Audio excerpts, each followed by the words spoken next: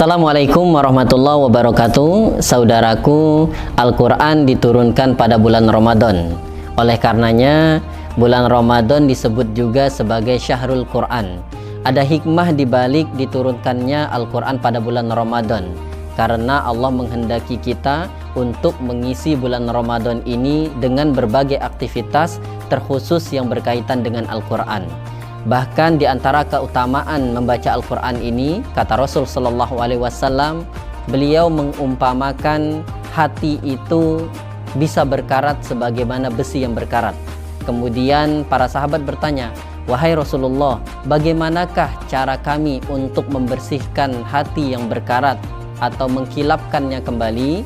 Maka Rasul Shallallahu Alaihi Wasallam menjawab, adalah dengan bertilawah Al-Quran.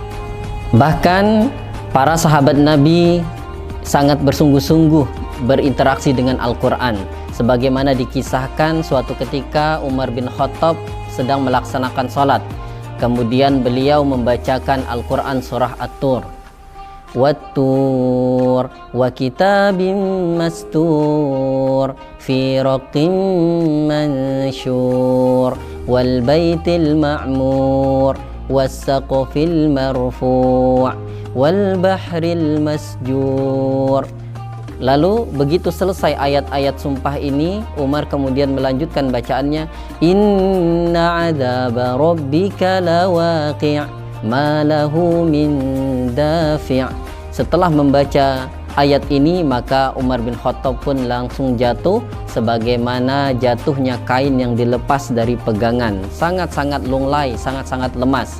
Karena ayat yang Umar baca ini adalah berkaitan dengan kata Allah Ta'ala, Inna adzaba rabbika lawaqi', sesungguhnya azab Allah itu pasti akan terjadi, ma lahu min dafi', dan tidak ada seorang pun yang bisa menghindar daripadanya. Sehingga membaca ayat ini Umar sungguh-sungguh sangat menghayatinya, sehingga beliau lemas sekali dan tidak bisa melanjutkan salatnya.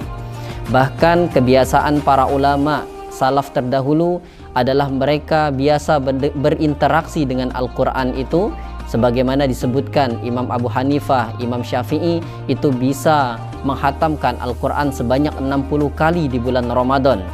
Bahkan Imam Abu Qatadah itu biasa di luar Ramadan itu beliau menghatamkan Al-Quran setiap seminggu sekali. Adapun ketika masuk 20 hari pertama bulan Ramadan, beliau menghatamkan Al-Quran setiap 3 kali. Dan ketika masuk 10 hari terakhir, maka beliau menghatamkan Al-Quran setiap malam. Bahkan Ibunda Aisyah radhiyallahu anha, beliau ketika masuk bulan Ramadan senantiasa membaca Al-Quran mulai dari dini hari sampai dengan terbitnya matahari. Dan dari para salafus saleh ini hendaklah kita ikuti bagaimana mereka sangat-sangat bersungguh-sungguh dalam berinteraksi dengan Al-Quran. Karena di antara amalan yang paling utama di bulan Ramadan itu adalah segala sesuatu yang berkaitan dengan Al-Quran.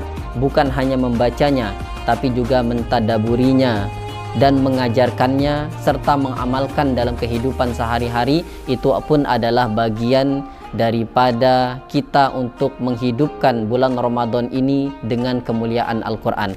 Maka mari di momentum bulan Ramadan ini kita bersungguh-sungguh untuk menetapkan target kita berkaitan dengan interaksi kita dengan Al-Quran.